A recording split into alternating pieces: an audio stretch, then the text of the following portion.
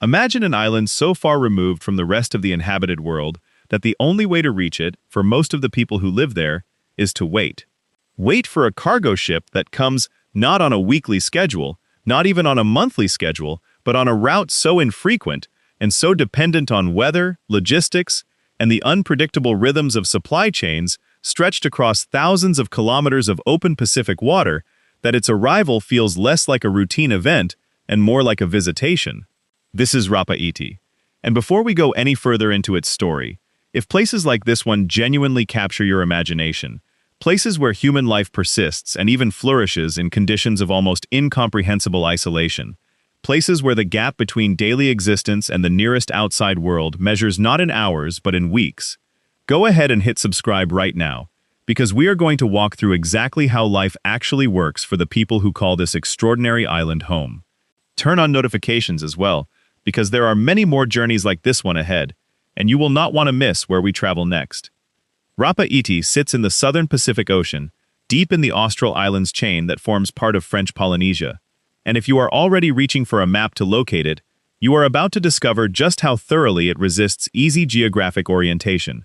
The island lies roughly 1,100 kilometers south of Tahiti, which already qualifies as one of the more remote places in the French Polynesian island chain, and yet Tahiti itself sits so far from any major continental landmass that its own remoteness barely registers the additional distance required to reach Rapa Iti by comparison. The nearest inhabited neighbor of any significance is Rurutu, one of the other Austral islands, and even that neighbor requires a meaningful sea journey to reach. Beyond the Australs in every direction, the Pacific simply continues, vast and unbroken, all the way to the coasts of South America, thousands of kilometers to the east, and the scattered islands of Melanesia and beyond to the west. Rapa Iti is not merely isolated in the way that many Pacific islands are isolated. It occupies a category almost entirely its own, a place where even by the extraordinary standards of Pacific remoteness, the word isolation requires a new definition. The island measures roughly 15 square kilometers in total land area, which makes it small enough that a determined walker could cross it entirely on foot in a single morning. But the terrain that covers those 15 square kilometers is anything but gentle or straightforward. Rapa Iti is a volcanic island of remarkable topographic drama, built up from ancient eruptions into a landscape of steep ridges, deep valleys, and jagged volcanic peaks that rise sharply from the coastline and give the island its distinctive, almost otherworldly silhouette when seen from the sea. The highest point climbs to well over 600 meters above sea level, an impressive elevation for an island this small, and from the upper ridgelines on a clear day, the views extend across the Pacific in every direction to a horizon that reveals nothing but water, an observation that carries a particular weight when you understand that this is genuinely what surrounds Rapa Iti in all directions for a very long way indeed. Unlike many smaller Pacific islands whose flat, low elevation makes them extremely vulnerable to storm surge and rising seas, the dramatic topography of Rapa Iti provides a natural kind of protection, positioning the island's population and its most essential land at elevations well above the direct reach of even significant ocean swells. The coastline itself alternates between sections of striking sea cliff and small protected bays, where the volcanic rock relents enough to allow modest anchorage and access to shore. There are no natural harbors in the deep water sense that larger island ports enjoy, and this simple geographic fact shapes nearly everything about how the outside world connects with Rapa Iti, from how cargo is unloaded from visiting ships to how the island's population relates to the broader rhythms of trade and supply that define their daily material existence. The entire population of Rapa Iti lives in a single village called Area, positioned on the island's northern coast, where a gentle bay provides the best available natural shelter from the open Pacific swells that roll in from the south and west. Estimates of the island's current population typically place the number of permanent residents somewhere between 500 and 550 people, though this figure fluctuates somewhat as individuals and families move between Rapa Iti and Tahiti or other French Polynesian islands for work, education, healthcare, or family reasons. For a sense of scale, this is a community smaller than a single typical residential apartment building in Paris or Tokyo, yet it constitutes the entire permanent human population of an island that takes up 15 square kilometers of the most isolated real estate in the entire South Pacific. Within area, residents know not just each other by name, but each other's extended family histories, land claims, daily routines, and the particular personalities of the fishing boats moored in the bay below the village. This is a community in the fullest, most comprehensive sense of that word, where genuine anonymity is simply not a concept that has any practical meaning or application. The history of human settlement on Rapa Iti reaches back across many centuries, rooted in the same extraordinary tradition of Polynesian deep ocean voyaging that populated islands across the entire Pacific long before European navigators even imagined such journeys were possible. Archaeological evidence indicates that Polynesian settlers reached Rapa Iti well over 1,000 years ago, arriving by canoe across the open ocean using the same remarkable combination of celestial navigation, careful reading of swells and currents, observation of bird flight patterns, and accumulated intergenerational seafaring knowledge that allowed the Polynesian people to achieve the greatest systematic exploration of ocean territory in all of human history. The settlers who came to Rapa Iti found an island whose isolation was extreme even by the standards of other Polynesian settlement destinations, and they proceeded to build a society complex and well-organized enough to leave behind substantial traces of sophisticated habitation and culture that researchers have been slowly piecing together for decades. Among the most significant of these traces are the Pa, the remarkable hilltop fortifications that crown many of Rapa Iti's ridges and high points. Built in the distinctive dry stone construction technique, characteristic of Polynesian defensive architecture, and positioned with clear strategic awareness of the terrain below.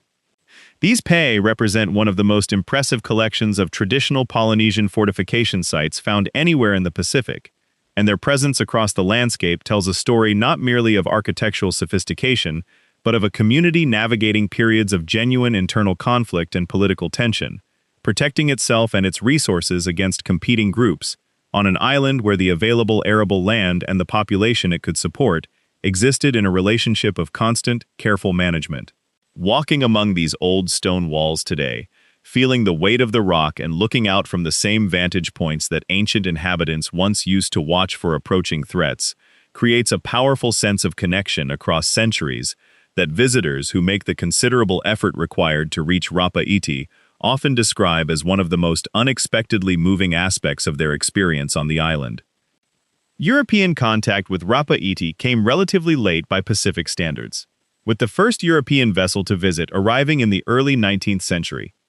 The encounter followed patterns tragically familiar from the broader history of Pacific exploration, bringing initial curiosity and trade alongside the introduction of diseases against which the island's population had no existing immunity, resulting in significant and rapid population decline from a pre-contact peak that researchers estimate may have been considerably higher than the modest population the island supports today. By the middle decades of the 19th century, the island had experienced dramatic population collapse that left many of its terraced agricultural fields abandoned and its elaborate social and political structures severely disrupted, a pattern repeated across many Pacific islands as outside contact remade demographic realities in ways that took generations to even partially recover from.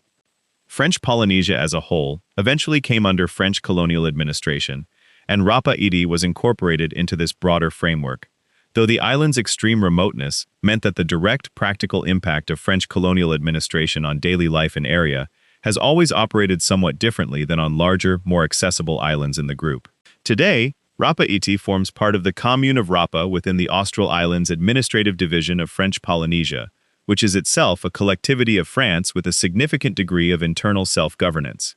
The island has an elected municipal council that handles local administrative matters, and residents participate in the broader French Polynesian political system, including elections for the territorial assembly and representation in French national political processes.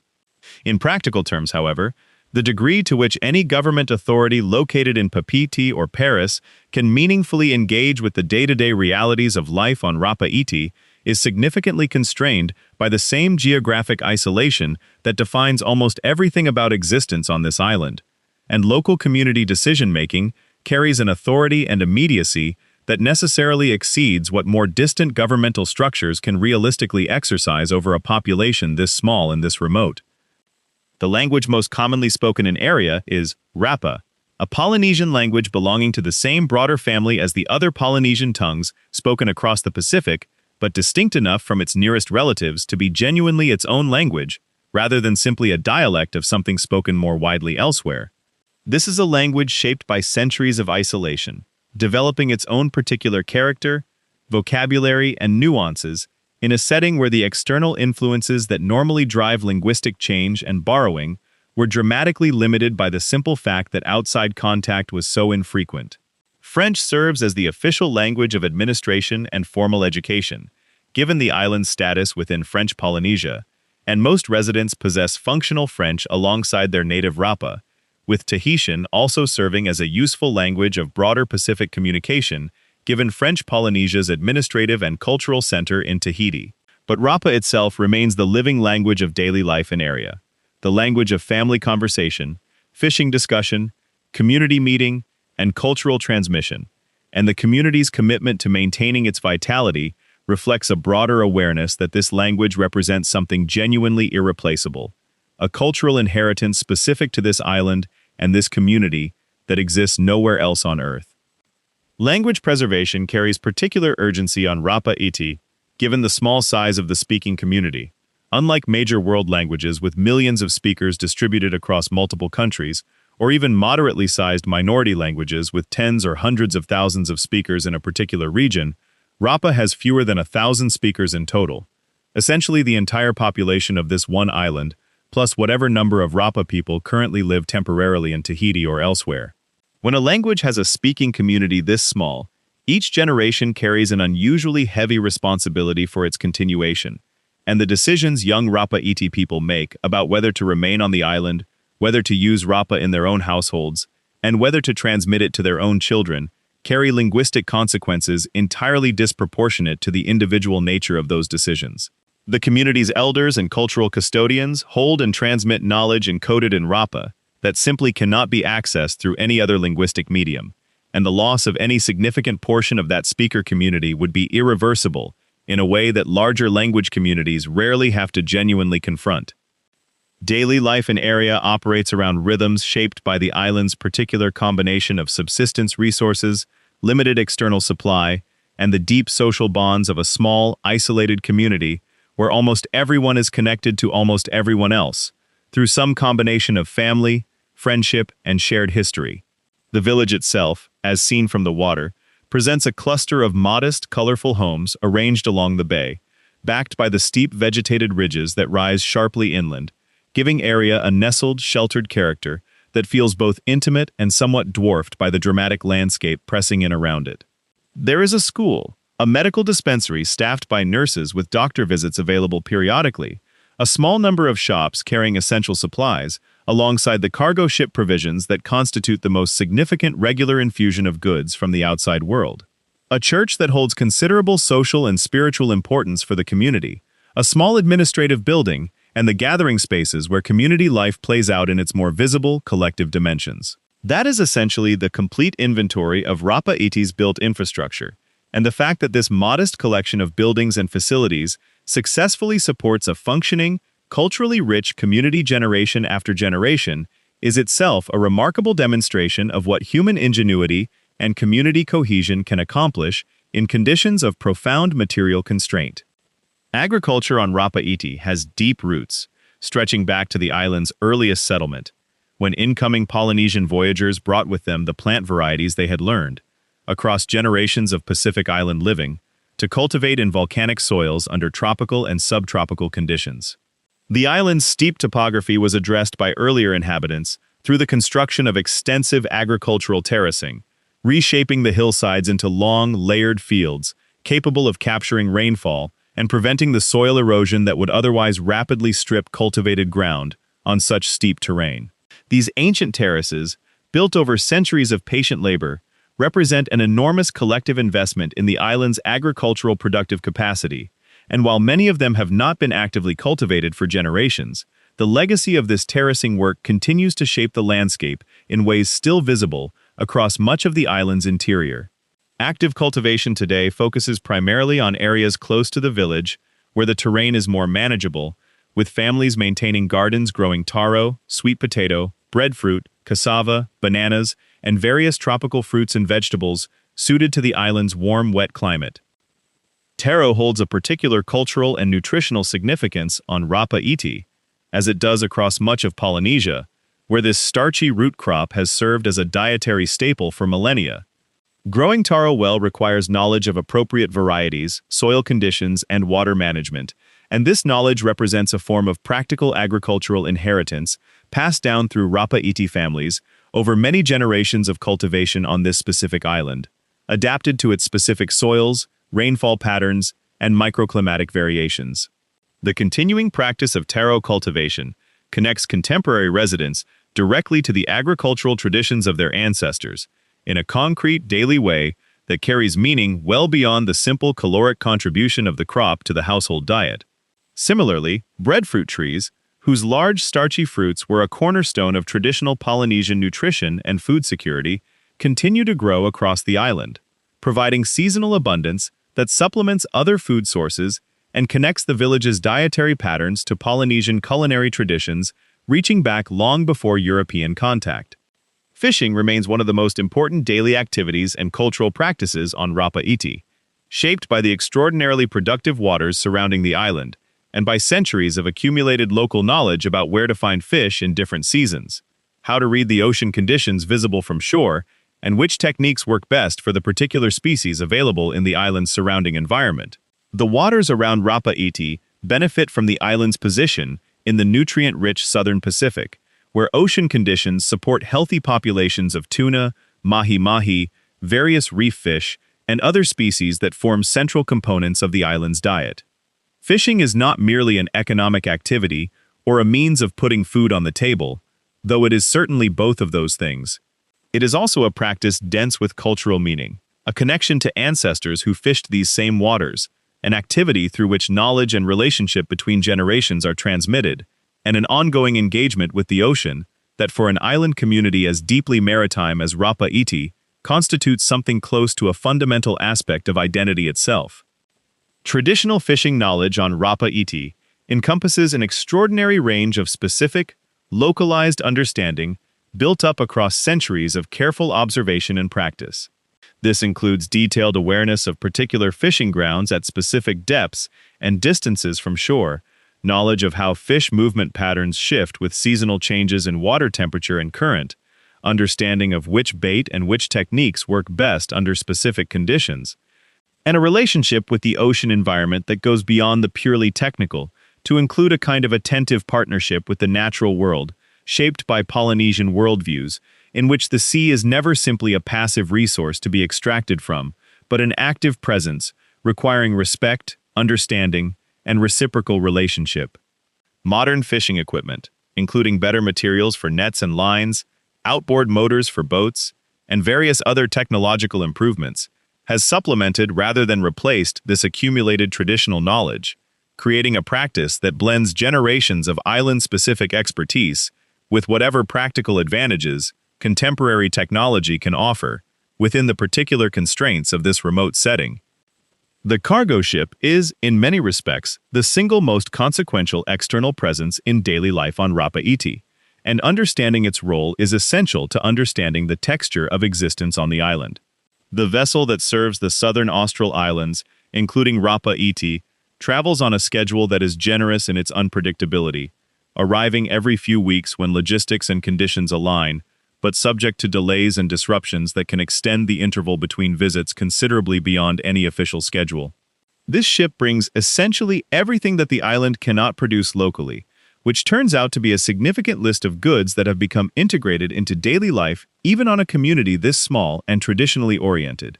Flour, rice, cooking oil, tinned goods, fuel for generators and outboard motors, medical supplies, building materials, equipment parts, clothing, school supplies, and the various other items that bridge the gap between what the island itself produces and what its residents need to live by current standards.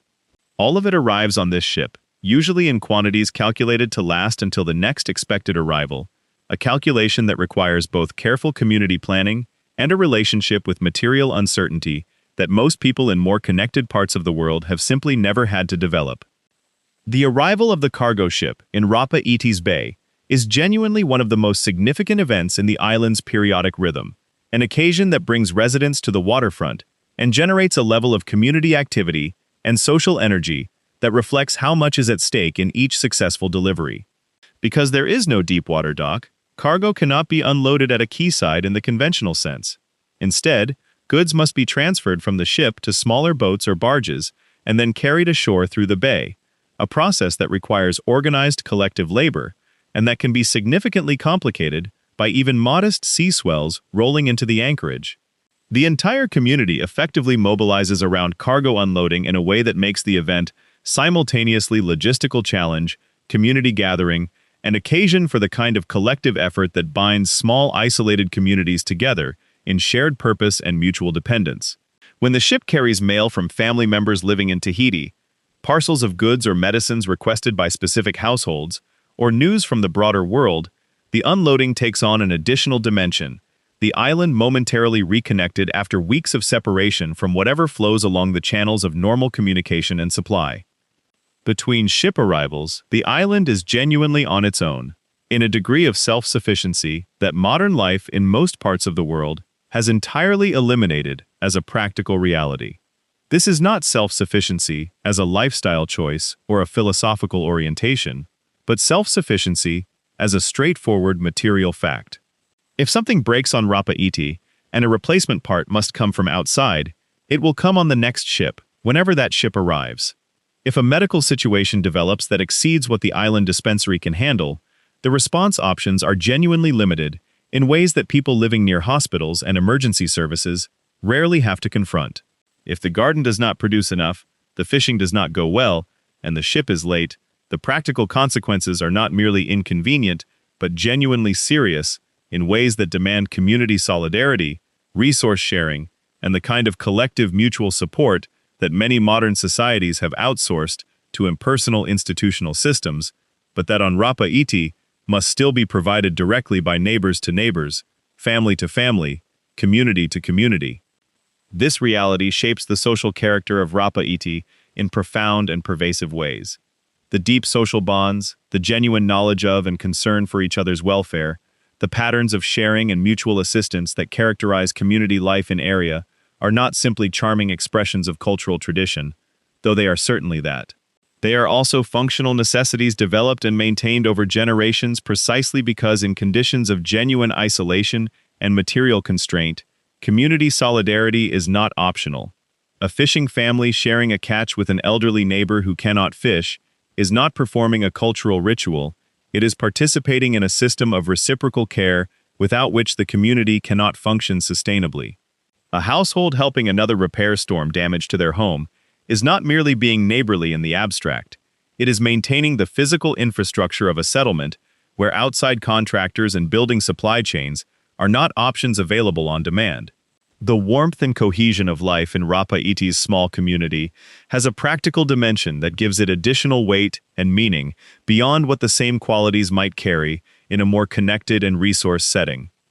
Housing in Rapa Iti reflects both traditional Pacific building sensibilities and the practical adaptations required by the specific climate, available materials, and supply conditions of this particular island. Homes are generally modest in scale, built to withstand the considerable rainfall and periodic strong winds that the island's exposed southern Pacific location brings, with roof designs oriented to catch rainwater, given the importance of freshwater collection on an island without large rivers or other reliable surface water sources. The surrounding landscape includes breadfruit and banana trees, coconut palms, smaller garden plants, and various tropical vegetation that gives residential areas a lush, embedded character, as if the village is growing within the island's vegetation rather than imposed upon it, an impression that feels appropriate given how long the relationship between this community and this specific piece of land has been developing. Freshwater management represents an important practical concern for daily life on Rapa Iti, given that the island's steep topography means rainfall drains quickly off the ridges and the volcanic rock does not retain groundwater in the way that would allow wells to serve as a reliable supply source. Rainwater collection from rooftops into household storage tanks represents the primary means of securing domestic water supply, supplemented by stream water, available in certain valleys when rainfall has been recent and adequate. The island's general precipitation levels are sufficient to keep these systems functioning reasonably well across much of the year, but dry periods or extended droughts create genuine stress on water supply that requires careful household management and community awareness of the collective resource situation. Water, like most things on Rapa Iti, is understood as something that requires attention and stewardship, rather than something that simply appears on demand from an infrastructure system someone else operates on your behalf. Energy supply on the island depends primarily on diesel generators, with fuel arriving by cargo ship as part of the regular supply rotation. The generators that power the village's electricity supply are thus only as reliable as the fuel supply chains that keep them running, adding another layer of dependence on the cargo ship rotation to the already considerable list of essential goods that must arrive by sea from the outside world. The environmental cost and logistical complexity of this fuel dependence has generated interest in exploring solar power potential for Rapa Iti, given the island's subtropical latitude and the many hours of sunshine available across much of the year, alongside the wind resources available on an exposed oceanic island. Progress on this front has been gradual, shaped by the practical challenges of installing and maintaining renewable energy infrastructure on an island this remote, without easy access to the technical expertise and equipment required to do so effectively. But the direction of interest is clear and reflects a community awareness of the desirability of reducing dependence on the supply chain that the cargo ship represents. Education in Rapa Iti begins at the village school, where children receive primary-level instruction in an environment shaped by the unique realities of teaching in such a small, isolated community. Class sizes are inevitably tiny given the total population, meaning that teaching practices must adapt to the mixed age groupings and individual-focused approaches that become necessary when a single classroom might contain children spanning several year levels simultaneously. The curriculum follows French Polynesian educational frameworks, delivered primarily in French as the official language of instruction, while the community context in which children grow up provides the Rapa language and cultural knowledge that formal schooling alone cannot adequately transmit. For secondary and higher education, young people from Rapa Iti must leave the island, traveling to Tahiti or beyond, to access educational levels that simply cannot be supported locally given the population size.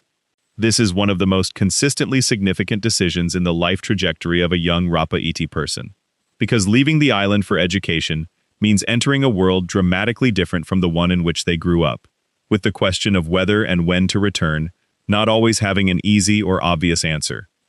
The pull of Tahiti and of broader French Polynesian urban life represents a genuine and persistent tension for Rapa Iti's young people, who leave the island carrying the cultural knowledge and community bonds of their home, alongside the natural human curiosity about what the larger world contains. Those who find work, build relationships, and establish lives in Papeete or elsewhere join a diaspora of Rapa Iti people living away from the island, maintaining connections to home through communication, periodic visits, and the ongoing emotional ties that bind people to a place as singular and formative as Rapa Iti clearly is for those who grew up there. Some return to the island after completing education, drawn back by family, by land, by cultural identity, and by the particular quality of life that this extraordinary, impossibly remote community offers on its own terms.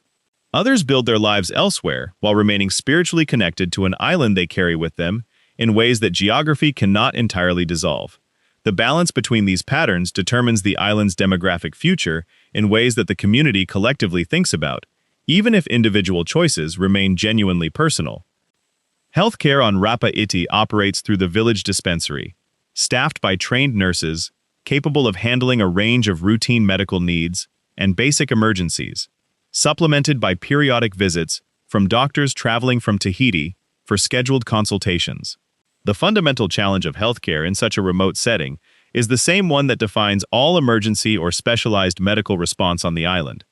When a situation exceeds local capacity, the only option is evacuation, and evacuation from Rapa Iti is not a simple matter of calling an ambulance to take someone to the nearest hospital. Medical evacuations require either organizing transport by sea, which for any urgent situation is far too slow given the distances involved,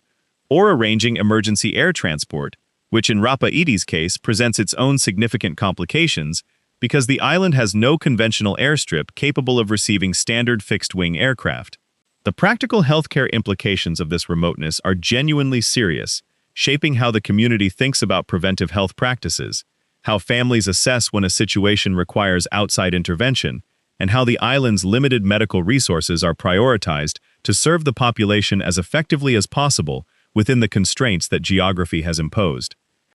The island does have a small helicopter landing area that has been used for emergency medical evacuations when conditions allow, but this capability depends on helicopter range and weather conditions that cannot always be guaranteed, and the cost and logistical complexity of arranging such evacuations means they are reserved for genuine emergencies where no alternative exists. The broader French Polynesian administration includes provisions for medical evacuation support to remote islands, but the practical reality of executing such support in Rapa Iti's specific geographic situation always involves navigating a set of constraints that make the process considerably more difficult and uncertain than the official provisions might suggest. For the community, this reality means that health is an area where individual care, community support, and preventive awareness matter in practical, daily ways that go beyond the abstract value of healthy living into direct consequences for what happens when things go wrong.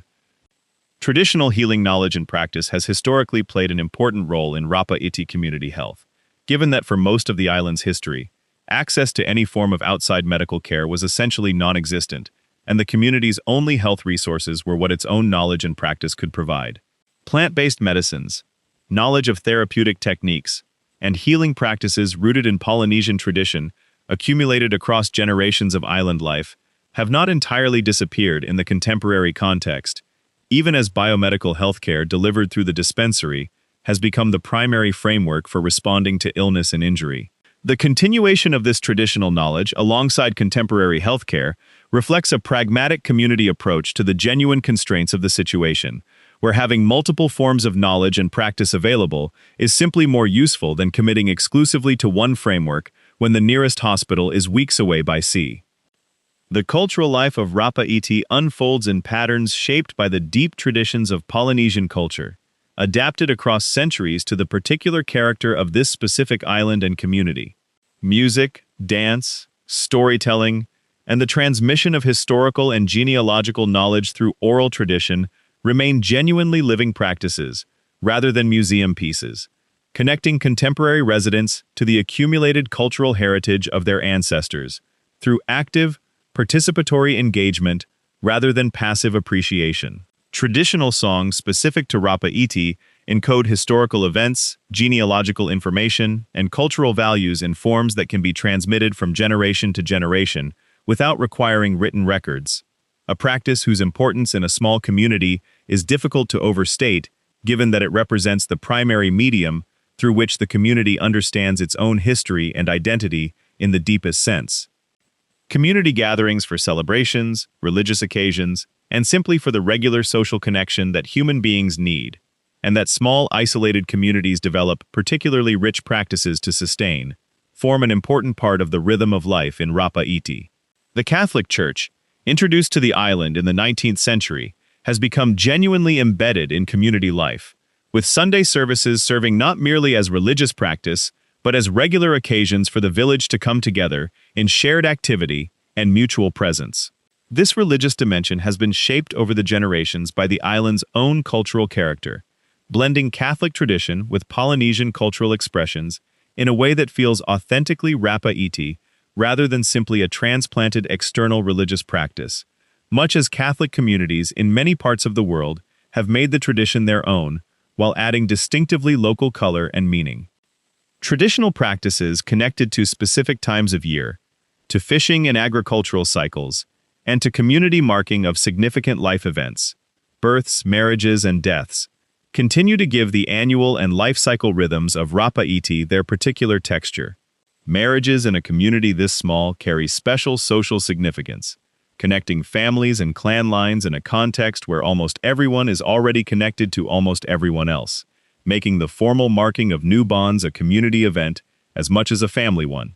The passing of elders carries particular weight in a community where the knowledge such individuals carry is not stored in libraries or databases, but lives in the memories and practices of the people themselves, making each loss an irreversible diminishment of the community's total store of cultural knowledge and a reminder of the urgency of transmission.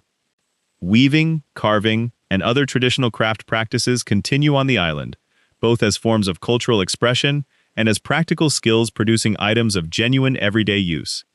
The specific craft traditions of Rapa Iti reflect the island's Polynesian heritage while incorporating the particular resources and aesthetic sensibilities of this specific community, creating a material culture that is identifiably Polynesian and simultaneously distinctly Rapa Iti, shaped by the long centuries of relative isolation during which outside influences were limited and the community developed its own creative traditions in its own particular direction. Visitors who reach Rapa Iti and have the opportunity to see these craft traditions in practice often find themselves in the presence of something remarkably rare, a living material culture that has developed with relatively limited external influence across a very long period of time, retaining a character that speaks directly to who these people are and where they come from. The natural environment surrounding Rapa Iti constitutes one of the island's most remarkable characteristics and most significant assets, in both practical and broader ecological terms. The surrounding ocean supports a marine ecosystem of considerable richness and diversity, benefiting from the island's position in relatively unpolluted, well-oxygenated southern Pacific waters, far from any significant industrial or agricultural pollution sources. Coral formations around the island's coastline, fish populations of notable size and variety, and the broader marine biological community of the surrounding waters represent not merely a fishing resource, but a functioning ecosystem of significant scientific interest and conservation value. A large marine park established around Rapa Iti's waters provides formal protection for this marine environment, recognizing its global ecological significance and supporting the conservation of an ecosystem that has benefited enormously from the same isolation that defines the island's relationship to human history more broadly. The terrestrial environment of the island, while considerably modified from its pre-human settlement state, retains significant ecological interest in areas where the steep topography has limited the extent of agricultural modification, and where bird species, including seabirds, using the island as breeding habitat, continue to find adequate conditions. The steep ridges and valleys of the interior support vegetation ranging from low scrub and grassland in more exposed areas, to denser subtropical vegetation in sheltered valleys, where soil depth and moisture allow more complex plant communities to develop. The island's isolation has allowed certain biological communities to develop distinctively, though the introductions of invasive species that followed human settlement have created ecological pressures familiar from small Pacific islands elsewhere, where the arrival of rats, cats, and other introduced animals has historically had profound negative impacts on native wildlife, particularly ground-nesting bird species whose evolutionary history in the absence of predators left them poorly equipped to survive their sudden introduction.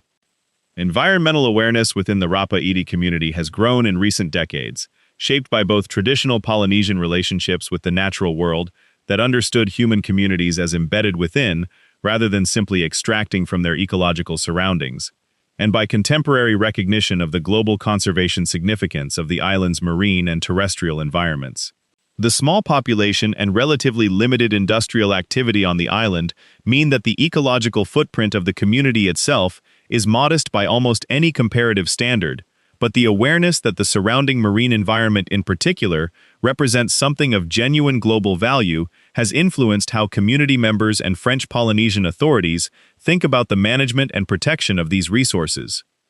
The relationship between Rapa Iti and the broader political and administrative world of French Polynesia is shaped in significant ways by the island's extreme remoteness, creating a situation where nominal inclusion in administrative frameworks and actual effective governance operate somewhat differently than the formal structures might suggest. French Polynesia's elected government in Papeete makes decisions that technically apply to Rapa Iti, but the practical ability to implement, enforce, or even monitor those decisions at such distance and with such infrequent transport connection is genuinely limited. This creates a degree of de facto local autonomy that reflects not formal political independence, but the practical reality that a community this remote and this small necessarily governs its own daily life, primarily through its own internal mechanisms, with formal administrative oversight operating more as occasional intervention and resource provision than as genuine day-to-day governance.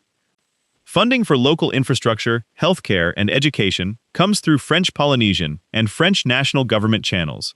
an important and genuinely valued form of support that makes certain services possible on the island that could not be sustained from the island's own economic resources alone.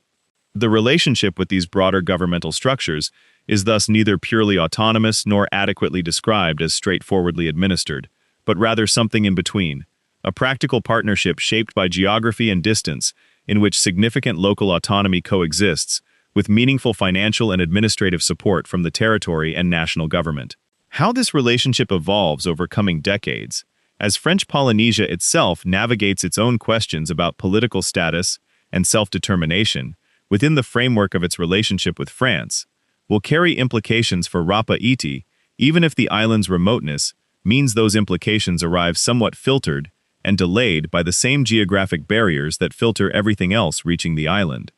Tourism on Rapa Iti exists in a form fundamentally different from the tourism economies of better-known Pacific islands, beginning with the simple fact that reaching the island is a genuinely significant undertaking by any standard of modern travel. Those who visit Rapa Iti must first reach Tahiti by air from wherever they are in the world, then arrange passage on the cargo and passenger vessel that irregularly serves the Austral Islands, commit to a sea journey of considerable duration across often rough southern Pacific waters, and accept both the uncertainty of the schedule and the reality that returning from the island operates on the same unpredictable timing. This travel barrier effectively eliminates casual or convenience-based tourism entirely, ensuring that the people who arrive in Rapa Iti's Bay are predominantly those with specific, serious motivations for making the journey, whether researchers, divers drawn by the extraordinary marine environment, those with deep interest in Polynesian culture and history, or travelers specifically seeking out the most remote and less visited places the Pacific has to offer. The village receives perhaps a few hundred visitors in a good year, a number that makes even the most modest of tourism economies look substantial by comparison. What this means practically is that tourism, while present and contributing something to the local economy through fees, purchases, and whatever accommodation and food the community can offer visitors, does not come close to representing the economic foundation it does for more accessible Pacific Island destinations. This is in many ways a genuine advantage rather than simply a limitation, because it means that the community has not reorganized itself primarily around the requirements and expectations of outsider visitors the way that heavily touristed Pacific Islands often have, and that the daily life, culture, and social dynamics of Rapa Iti reflect primarily what the community itself values and needs, rather than what visiting tourists expect or prefer to see. The few who do reach Rapa Iti and spend time in Rapa Iti's community consistently describe the experience of encountering a genuinely intact, living cultural community as one of the most profound aspects of their visit, more affecting than even the remarkable archaeological sites or the extraordinary natural environment. There is something particular about entering a community where the ties between people, between the community and their land, and between the living and their ancestors have been maintained, with the kind of continuity that centuries of living on the same small island can produce, that communicates something about human social possibility that is rare and increasingly hard to find anywhere in a more connected, homogenized world. Visitors carry this impression away from Rapa Iti, sometimes struggling to articulate exactly why the experience affected them so strongly, sensing that what they encountered was not simply picturesque remoteness, but something qualitatively different about the depth and completeness of a community's relationship to its place and its history. The Pei, those extraordinary hilltop fortifications that remain among the most visible reminders of Rapa Iti's ancient history, represent one of the primary reasons that researchers, historians, and archaeologically oriented visitors make the considerable effort to reach the island. Climbing to these sites through the island's steep terrain, walking among stone walls that have stood for many centuries, looking out at the surrounding Pacific from the same vantage points that their builders used, creates a connection to the depth of human history on this island that is genuinely moving. The sites have been recognized internationally as being of significant archaeological importance, and ongoing research continues to develop our understanding of the society that built them, the historical circumstances that made defensive architecture of this scale and sophistication necessary or desirable, and the relationship between these ancient builders and the contemporary community that descends from them. The community's relationship to this archaeological heritage is direct and intimate, in a way quite different from how most communities relate to ancient sites in their region. These are not ancient ruins left by some other people in some other time, who happen to have occupied the same geographic space. They are the specific constructions of specific ancestors whose descendants still live on this island, know their genealogical connections to those ancestors, and understand the Pa as physical expressions of a history that belongs to them personally, rather than to humanity in the abstract. This personal ownership of historical significance shapes how the community engages with archaeological research, how they relate to outside interest in the island's history, and how they think about the appropriate balance between making these sites accessible for research and education, and protecting them from the kinds of damage that intensive visitation or poorly managed research can cause. The marine environment around Rapa Iti has attracted significant scientific attention, given the exceptional conditions found in these remote southern Pacific waters.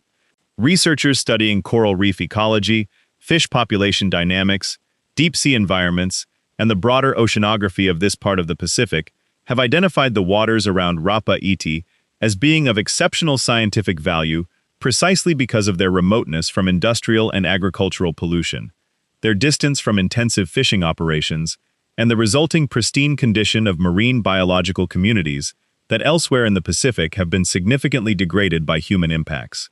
Scientific expeditions to these waters have documented species and ecological interactions not previously recorded, and the island's marine protected area provides a framework for ongoing conservation of an ecosystem whose global scientific and conservation importance significantly exceeds what the island's modest profile in the broader world might suggest.